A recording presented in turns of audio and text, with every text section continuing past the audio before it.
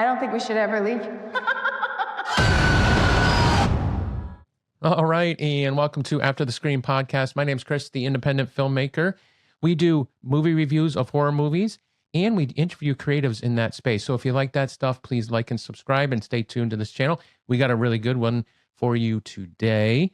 So what we have, as you saw at the top of the show, we have a new movie review, and it is called Send Help. And this one is a Sam Raimi film, and this is what really got me interested in this one, and I'm sure a lot of you folks out there too have been following Sam Raimi all the way back from the Evil Dead films, Drag Me to Hell, Spider-Man, and many other things in the Marvel universe as well too.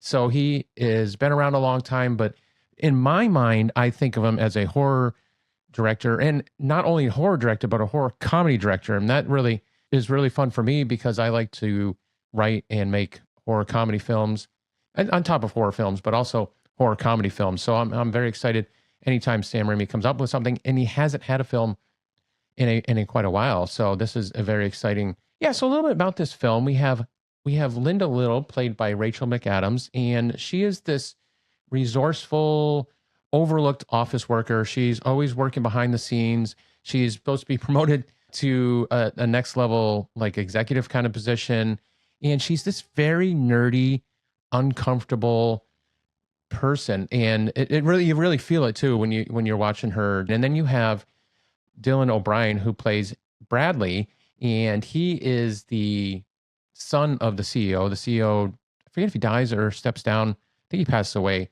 So Bradley takes over. So he's that douchebag boss that everybody knows that he's not deserving of the position at all, and he just doesn't care. And he kind of overlooks Linda for the next. She was been promised that by her father, and he's like, "Well, I'm here now, so too bad, so sad for your luck.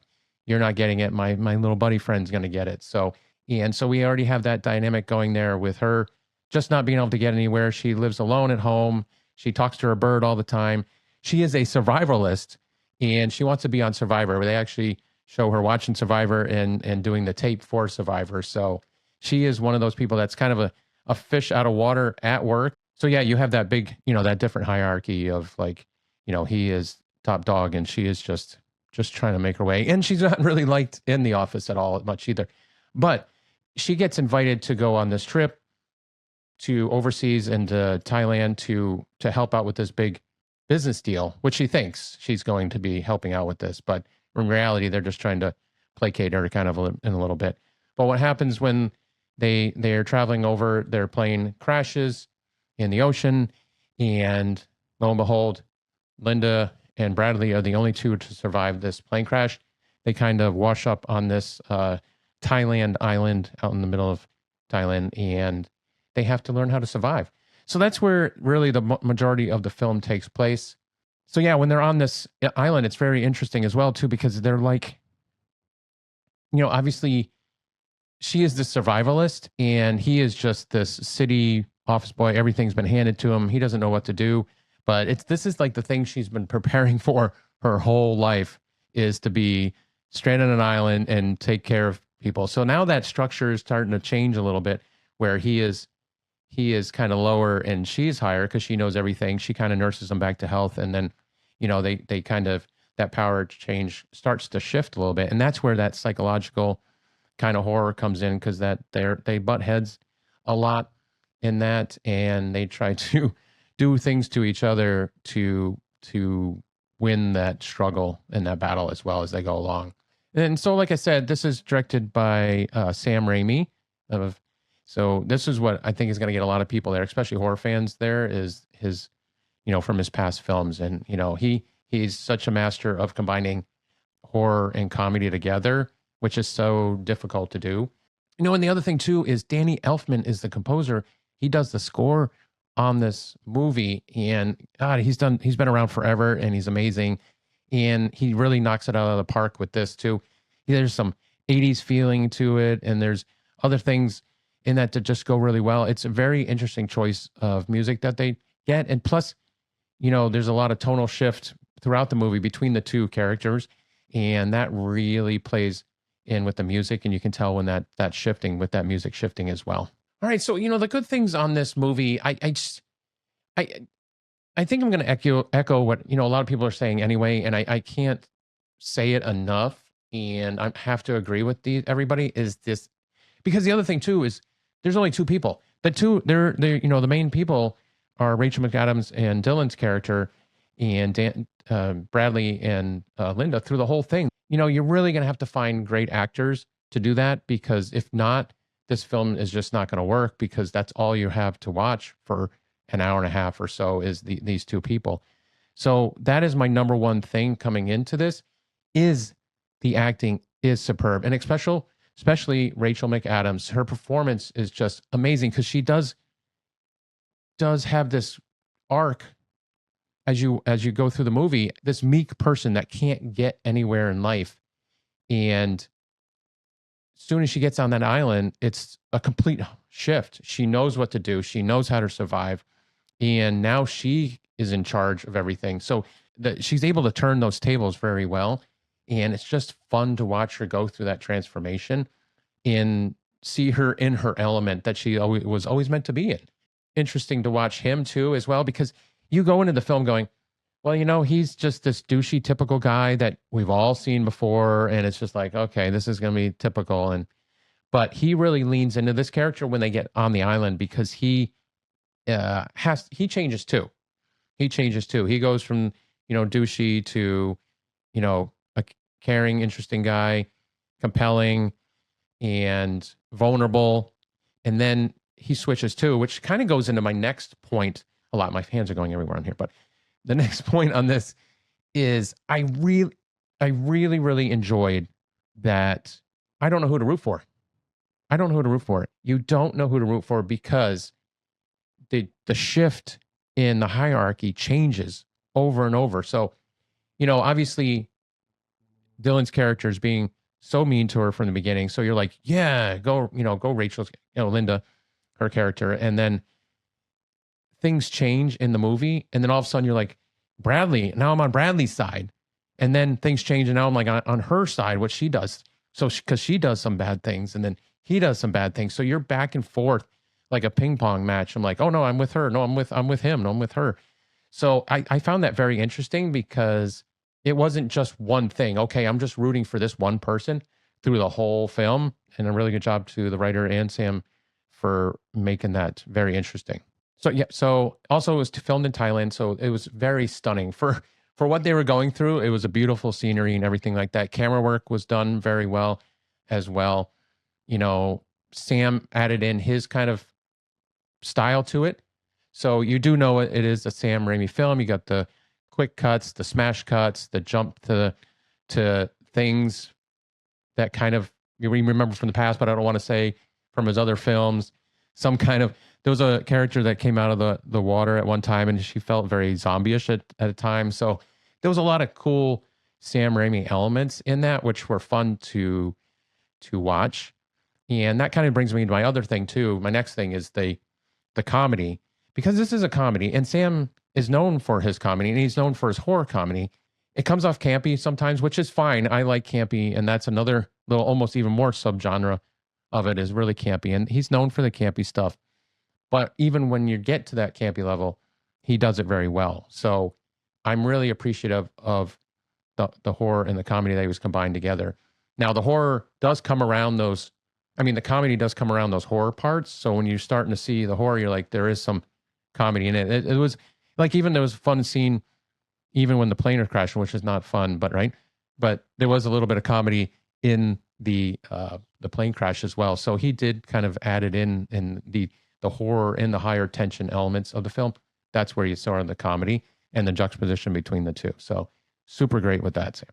They work the characters pretty good because the characters are not all good and not all bad. So, and that can resonate with an audience too, because not everybody's all good and all bad. So even, Linda's character does have some skeletons in her closet.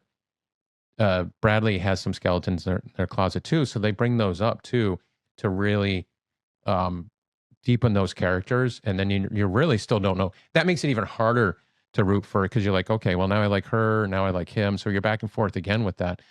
Now, just moving on to a couple of the things that didn't quite work with me. I think I'm going to start with my biggest problem with this to me is not horror. This is not horror. And I know Sam Raimi is well known for horror, and I know Sam Raimi is well known for other stuff too down the road. But I always equate Sam Raimi films with horror comedy films. So to me, there wasn't a lot of horror in this at all. It's just it just wasn't there to me. And I was really hoping for more horror in there. And like I said earlier too, that's where the comedy comes in. So, but the comedy did really well. It landed very well for me, and I really enjoyed that because when something absurd is going so wrong, and then to add a little comedy, it just really accelerates that comedy very well. But I wanted more horror, and some of the stuff was shown off camera too. Maybe it was best for it to be that way. Maybe it wasn't. But this was an R-rated film, and then I was like, oh, okay, well, R-rated. I'm going to get a little more, little more damage stuff going on in there. But there wasn't as much. It was really drilled down to more of a psychological horror kind of thing, and butting heads and kind of thing, and who's going to win that battle of the minds more than and the wits kind of thing. So yeah, it's definitely not the Evil Dead horror. If you're used to the Evil Dead horror kind of thing, you're not going to get that kind of in there. You're going to get a few things of it because you got Sam Raimi, and you're always going to get some of that good Sam Raimi uh, stuff in there for that, but not as much. A lot of CGI in this. Sometimes CGI takes me out of it, so I kind of felt like a little bit was taken out with the CGI. But I get it. I mean, you have to do what you can to get the film shot and everything put together the way you wanted to. But there was a little bit more CGI than I would have wanted as well. Simple plot. Maybe that's not bad. Maybe that's kind of in the middle. Simple plot.